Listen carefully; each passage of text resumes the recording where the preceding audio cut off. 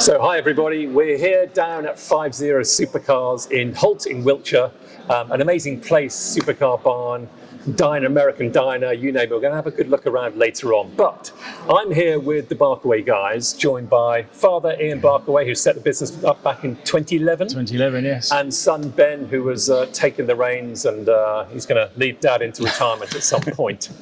Now, you guys were involved, as I say, right back from the Hurlingham days, before we moved to Salon Park, our second venue, and before, of course, we moved to the big, beautiful Blenheim Palace where we are today. Yeah. Give us some early memories of the Hurlingham Club, maybe, Ian. It's hard to I mean, it's been 20 years. I can't believe it's your 20-year anniversary this year. I remember when we used to bring cars to the Hurlingham Club, and it was a small event, and getting the lorries in was small, and then we went to Sion, and it got a bit bigger.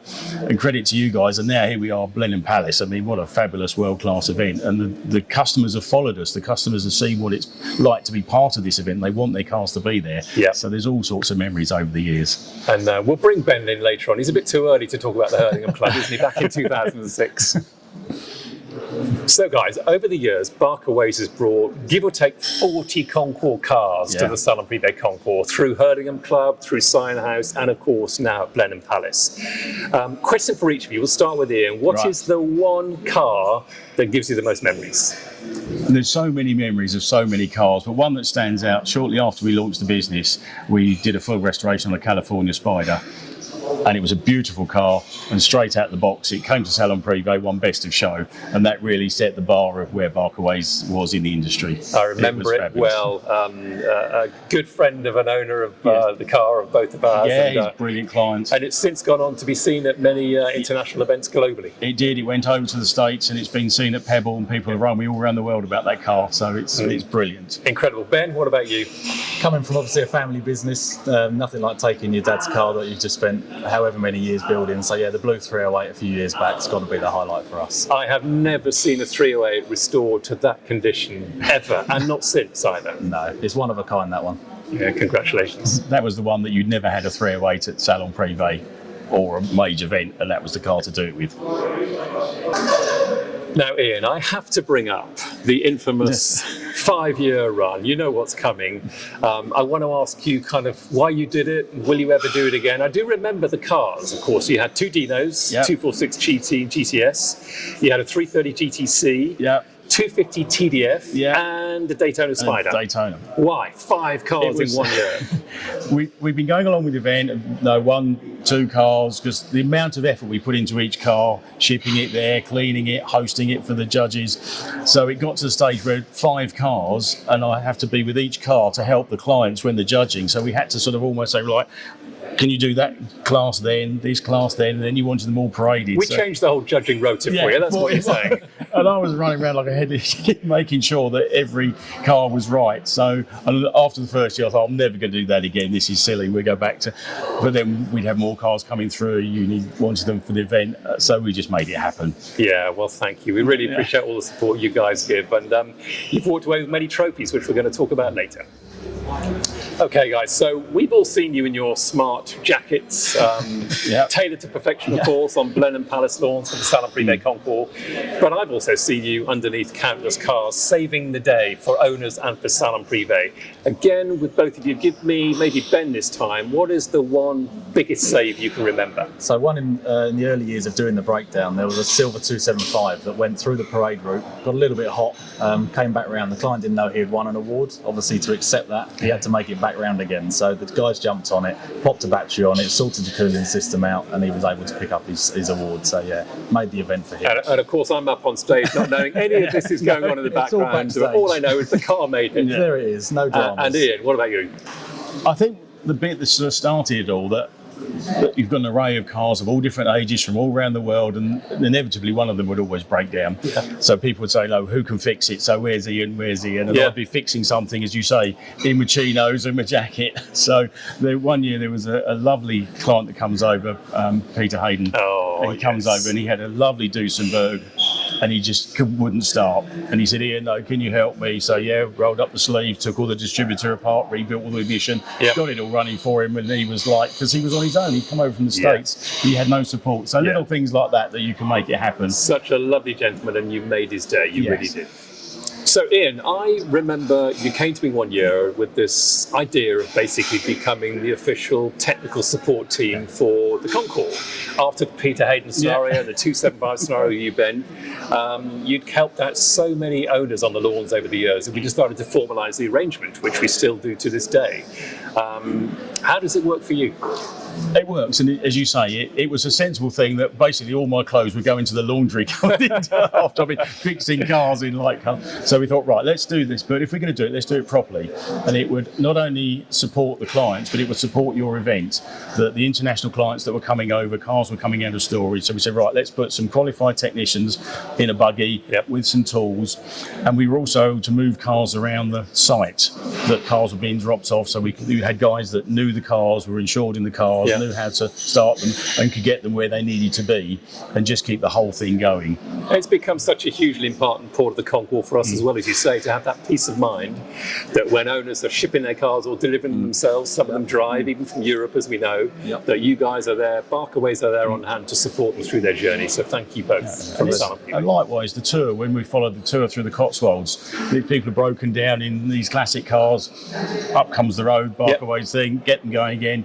It makes the event for them. So Ben, you recently joined our prolific Concours judging team. These guys, as you know, 40 or so judges flying from across the world. And the year that you joined, you might not know this, you were the youngest judge to join the Concours judging team. Kind of what did it mean for you at the time? So it was a huge privilege and honour to obviously be selected at the start. Obviously it was a big challenge to take on, but to be involved and surrounded by the wealth of knowledge that these people have got from all around the world, from writing books to following individual cars for years and years of the whole lifetime, to be able to be amongst that is just such a privilege, and I enjoy every minute. And I remember we specifically put you on two of the Ferrari classes with some Ferrari stalwarts, Tony Willis, Keith Blumel, real historians that know their... There's some big shoes to fill. Oh, absolutely. So I'm sure you learnt a lot, and I know you'll be back again this year. Looking forward to it? Oh, can't wait. Yeah, every day's a school day, and each year you go, everyone learns something, so it's brilliant. Fantastic. Thank you, guys. So this one's for Ian. I know each year you bring a lot of clients and prospects to Salon Privé, and some of them are mid-Concours restoration. Their car's not quite ready for that year, but it will be next. How does that help them, you bringing them along to Salon Privé in that year? It does. It works really well. So we know what the experience of Salon is like and how much the clients enjoy it. So the ones that are fresh on a restoration that haven't experienced this yet, so bringing them on the year before their car's finished is brilliant. So they can experience the event, and then when they're there, then they know what's coming and they're really part of it.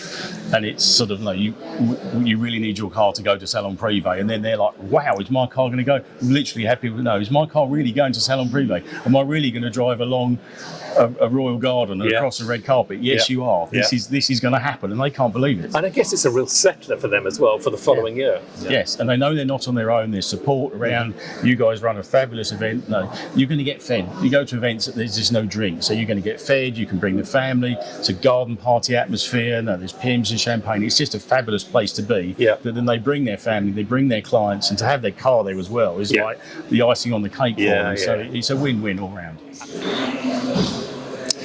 So let's talk awards. Now, already you're smiling because I know you know these facts, but for everyone out there, listen to this. Over the last 15 years, Barkaways have received 32 Concours awards for customer cars that you've been looking after and restoring and presenting at Salon Privé. You had 2 best of shows in that time. Yes. So you were looking after David Sidoric's amazing Ferrari 250 GT TDF Berlinetta Zagato, which won best of show in 2022. And before that, you were looking after Nigel and Sarah Allen's 250 GT California Spider. That was 2013, I believe. So 32 prizes over 15 years, 2 best of shows. How does Barkaways do it? It's hard work. We have been questioned before, how do we do this? But they don't see me in the workshop at 10 o'clock at night with the cars the week before when everyone else has gone home. We're on the cars, lining up screws, going round and round and round. The detail, the judges that come to this, because your event is one of the few it's a global criteria that's set, the ICJ judging. Professionally judged, that's what you mean. It's a platform that's got a set criteria. Yes. And it's fair to everybody. And the judges aren't there to please Barkaways. The judges are there to look at the car. And these are the guys that have written books on the cars, go all around the world. No, Judging a bit of this, Concours, Pebble Beach. these are world-class guys, and you've really got to know your stuff. And we spent years researching the cars to have all the answers. But I remember one particular year they started on the dates of the glass etching stamps.